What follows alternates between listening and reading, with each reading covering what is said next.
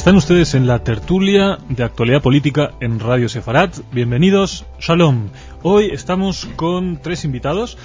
Paso a presentar a Javier Montes. Bienvenido, Javier. Shalom, bienvenido, gracias. Shalom. Javier es un oyente de Radio Sefarat, uno de nuestros primeros oyentes, también diría. Además es director comercial en una empresa de telecomunicaciones en España. Javier, una pregunta obligada. ¿Qué te trajo? ¿Cómo llegaste a Radio Sefarat? Pues la verdad es que muy sencillo. Un día, navegando por la red, buscando cuestiones relativas a Sefarat y al mundo judío relativo a España, y me encontré con Radio Sefarat y la verdad es que fue como un pequeño vergel en el paraíso. O sea, dije, bueno, voy a entrar, y además es que dio la casualidad que era jueves, oí el correo de los oyentes y me pareció ya solamente el trato de Radio Sefarat hacia los oyentes tan cariñoso y con tanto gusto que dije... Perfecto, este es mi programa. Ahí estoy de acuerdo contigo. El correo de los oyentes es un vergel, desde luego en el desierto o en el paraíso, y por quien lo hace, ¿no? Esther Kerub y Karen, y antes con Raquel Cornago. Y nuestro segundo invitado es Frederic Hermel, también, que es amigo de Javier Montes, y Frederic es periodista. Bienvenido, Frederic. Shalom, muy buenas. Muy buenas. Albert, finalmente, last but not least, Albert Sabanoglu, que es profesor en el Instituto de Empresa de Madrid e historiador. Bienvenido, Albert. Hola, Alex, una vez más, ¿qué tal? Vamos a comentar algunos de los temas de la semana. Los pongo, como siempre, sobre la mesa para analizarlos, para debatirlos.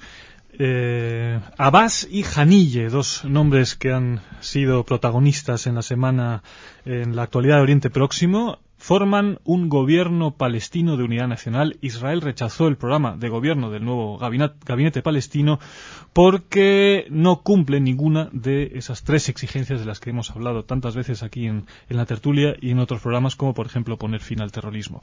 Uno de los temas que vamos a debatir: secuestro de un periodista de la BBC en Gaza, Alan Johnston. Hablaremos también de Francia, aprovechando que está Frederic Hermel y conoce bien la situación en Francia, la despedida de Jacques Chirac, el debate en torno a la inmigración, también el debate electoral, las elecciones de abril.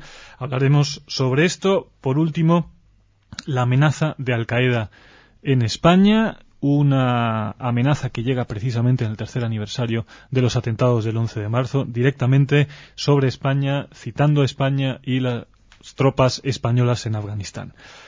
Si os parece, empezamos por esto último. Quizás es la cuestión más de mayor actualidad o de mayor dramatismo, cuando también se debate terrorismo diariamente en el Parlamento español.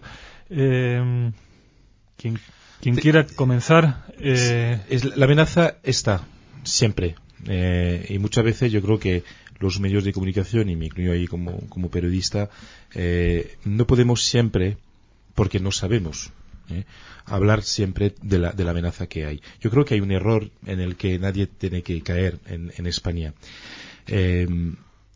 Hubo atentados en España el 11 de marzo, no porque España estaba en la guerra de Irak. Francia también estaba amenazada, y Francia fue el líder de la contestación del no a la guerra en el mundo. En ese sentido, y Francia es un país amenazado.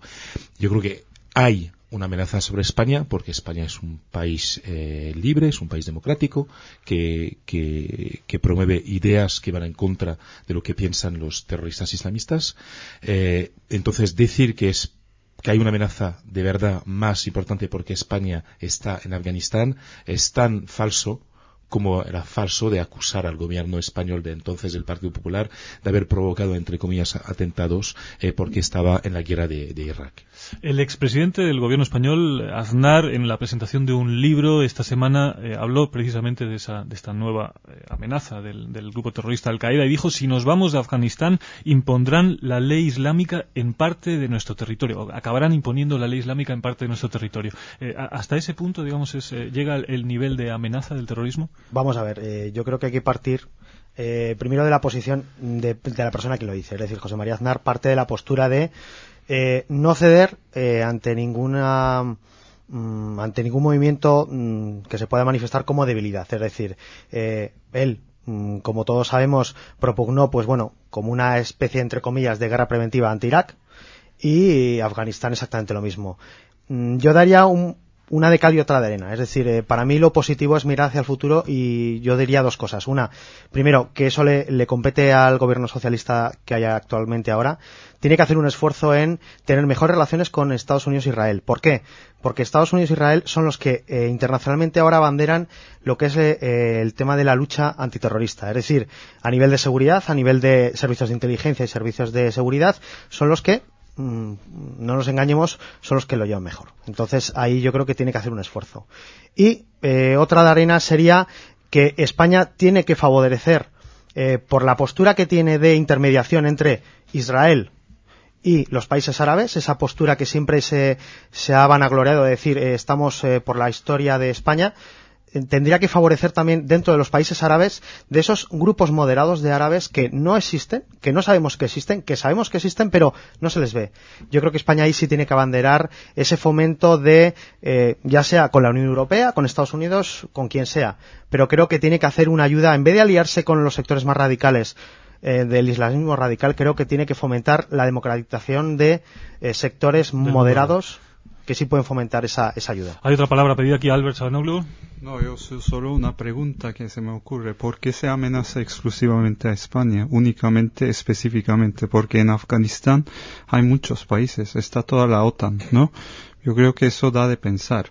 Yo no me sé la respuesta, pero no sé si hay es comunicación. Yo creo que en ese sentido es que los grupos terroristas como Al-Qaeda saben muy bien. Es decir, el grupo Al-Qaeda es un grupo que sabe muy bien usar los medios de comunicación. Internet, por ejemplo. Es decir, está muy moderno en ese sentido, ¿no? Entonces, y hablamos de esto porque estamos en España y nos sentimos directamente en el target, ¿no? En ese sentido. Pero es evidente de que todos los países libres y que son más o menos laicos o anti, es decir, que no tienen ninguna religión oficial, como España, ¿no? Un país aconfesional, busco la palabra, un país como Francia, que es laico, como España, que es aconfesional, que son países que promueven unas ideas que no van con el objetivo de los terroristas. La pregunta sigue siendo válida, porque esa gente no hace nada sin pensar.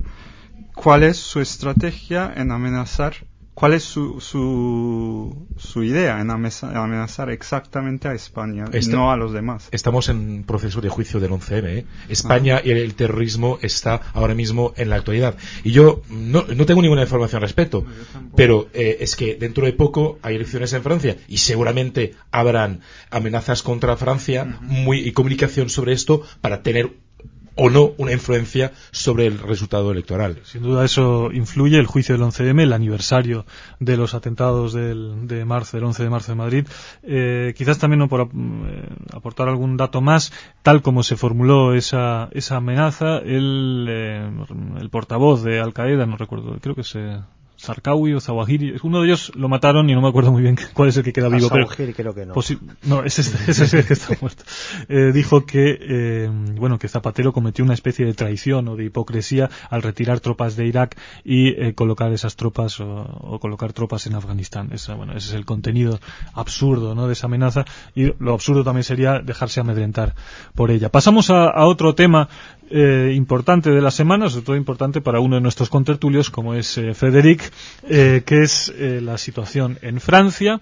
El candidato conservador al Elíseo, Nicolas Sarkozy, defendió su polémica idea, creó cierta polémica con la idea de crear en Francia un Ministerio de Inmigración e Identidad Nacional, porque se le acusó de que esa propuesta derechizaba de alguna manera su discurso con el fin de captar los votos del electorado de Le Pen.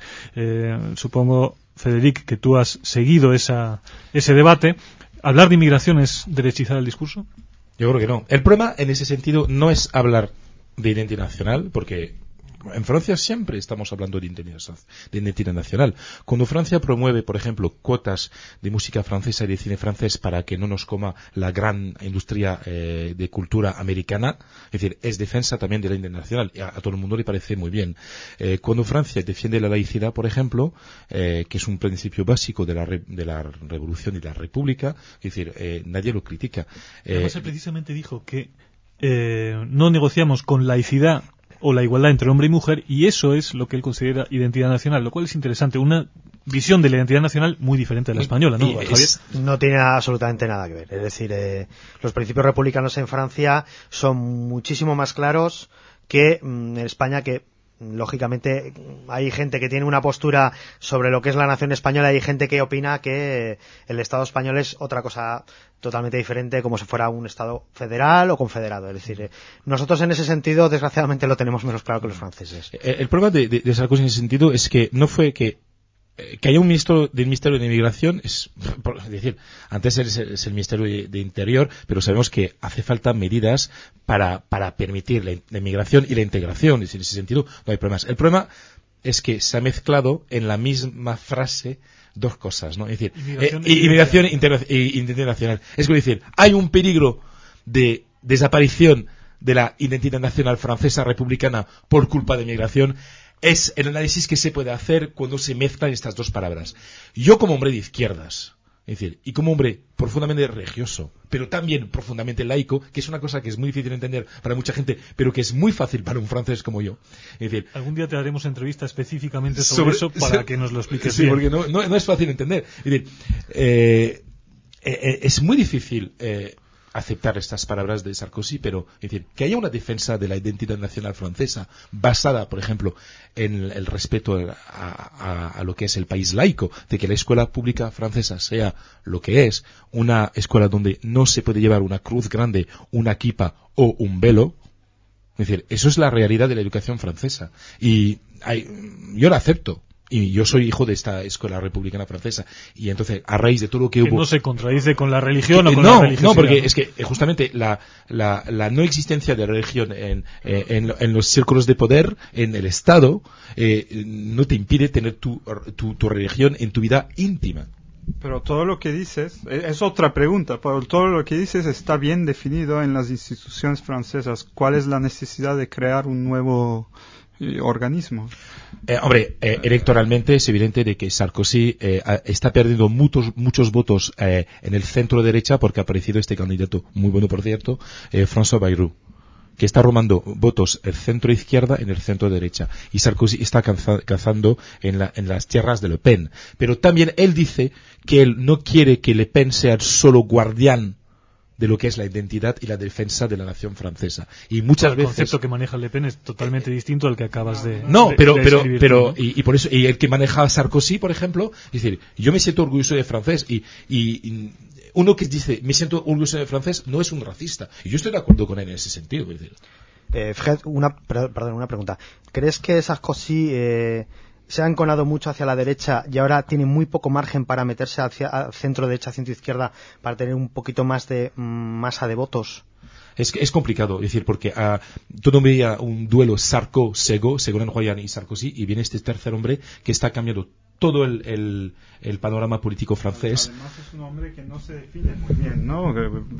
Que deja los conceptos un poco vagos a sabiendas, ¿no? Yo creo que no podemos dedicar todo el programa a la política francesa. Dar algunos datos sobre en los sondeos preelectorales. Un 21% del voto iría para Bayrou, Royal con un 26%, un punto por encima Sarkozy, y Le Pen se mantiene en un 14%. Pero lo que sí que se dice, ya para terminar, Frédéric, Bayrou, en caso de que llegara a una segunda vuelta, podría ganar seguro. Sí. Gana seguro, porque si está enfrente de Sarkozy, la gente de izquierda vota a Bayrou contra Sarkozy. Y si está contra Ségolène Royal, la gente de derecha vota a Bayrou en contra de Ségolène Royal. Así que lo tiene muy fácil, pero sí llega a la segunda vuelta. Está clarísimo. ¿Alguna reflexión os pido ahora sobre ese gobierno de unidad nacional palestino tras meses de ese enfrentamiento? Más de 50 muertos entre Hamas y Fatah. Finalmente llegaron a ese acuerdo, un acuerdo que está muy bien desde el punto de vista palestino, porque parece ser que se pone fin a la violencia intrapalestina, pero Israel en principio no va a negociar con un gobierno palestino que no reconozca a Israel. Javier, Frédéric, Albert. A mí me preocupa, dentro de lo que es el gobierno de coalición, es el reparto de ministerios, el reparto de poderes, cómo ha quedado. Y la verdad es que he estado mirando, hay muchos independientes, el problema es que los independientes muchas veces no saben de dónde van. Entonces, el problema es cómo ha quedado ese gobierno. Es decir, si Al-Fatah realmente, dentro de ese gobierno de unidad nacional, va a llevar la batuta o va a ser Hamas los que van a llevar la batuta. Realmente creo que va a ser Hamas el que va a llevar la batuta.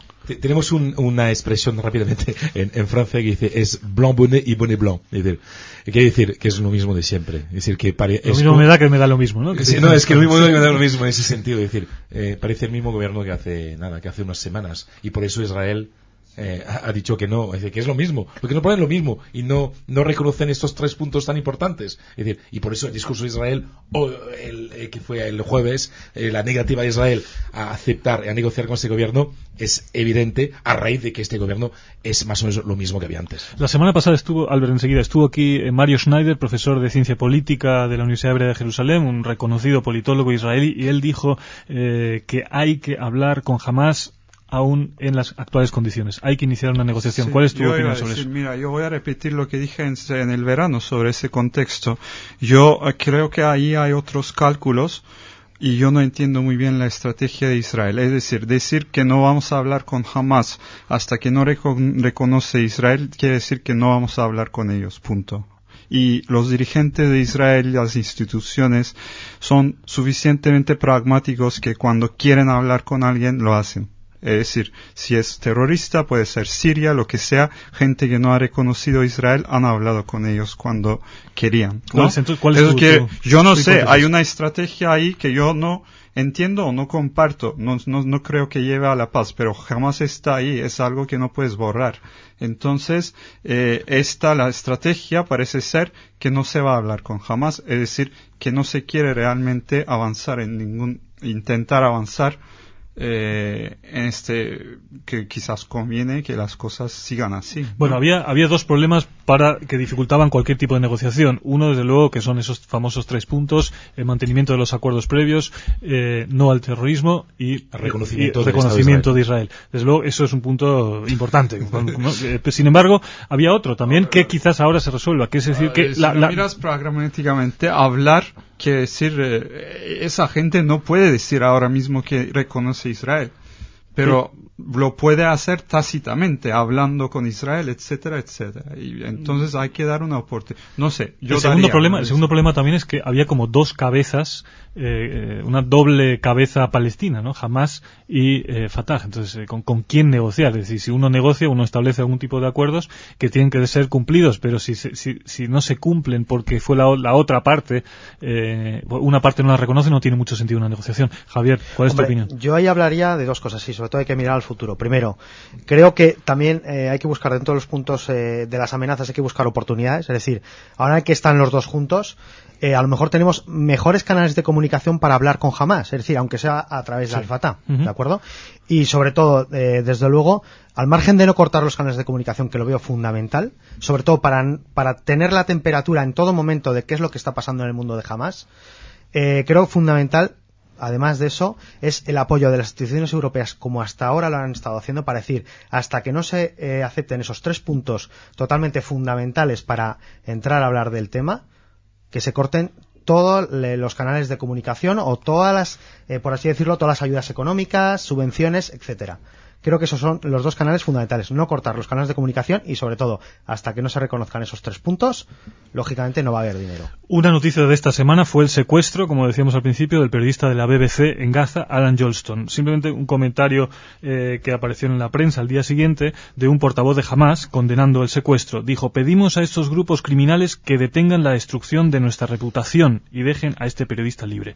No sé, a mí la verdad es que la reputación es tan buena que, hombre, es normal, tachar la imagen no es... Sí, uno deja más que empiece a hablar de nuestra reputación, la verdad es que es un poco surrealista, la verdad. Para terminar, una última reflexión sobre los sucesos de la semana. Bueno, nos hemos dejado en el tintero la despedida de Chirac, y eso te lo dejamos a ti, Frederic. Es un tema francés. Porque los judíos importan mucho para los judíos. Chirac no se va a presentar, y es un señor que no ha hecho grandes cosas, pero sí ha hecho una cosa que es muy, muy bonita. En el 95 fue el primer presidente de la República Francesa que reconoció la implicación directa y la responsabilidad, incluso la culpabilidad del Estado francés, de la policía francesa, de la gendarmería francesa en la deportación de judíos. No solo la Francia de Vichy en la Segunda Guerra Mundial permitió la deportación, sino que participó activamente, y Chirac fue el primer presidente en reconocerlo y en pedir perdón por ello. Y por eso solo se ha venido para esas cosas, es decir, ha merecido la pena tener a Chirac durante 12 años. En su discurso de despedida, Frédéric, también él habló firmemente, ¿no?, sobre el tema racismo y antisemitismo. Fue un tema importante, el combate contra racismo, xenofobia y antisemitismo en el caso de Chirac, y lo que tú mencionas, desde luego, poco tarde, ¿no?, en el año 95, que esto se mencione de esa forma tan clara, pero más vale tarde que nunca. Con esto despedimos la tertulia de hoy. Como siempre, agradeceros vuestra presencia aquí en los estudios de Radio Sefarad. Albert, muchas gracias. Frédéric, ha sido un placer. Muchas gracias, hasta luego. Y Javier Montes, muchas gracias por ser también, esta vez, no solamente oyente, sino hablante en Radio Sefarad. Gracias a vosotros. Shalom, amigos, hasta la semana que viene.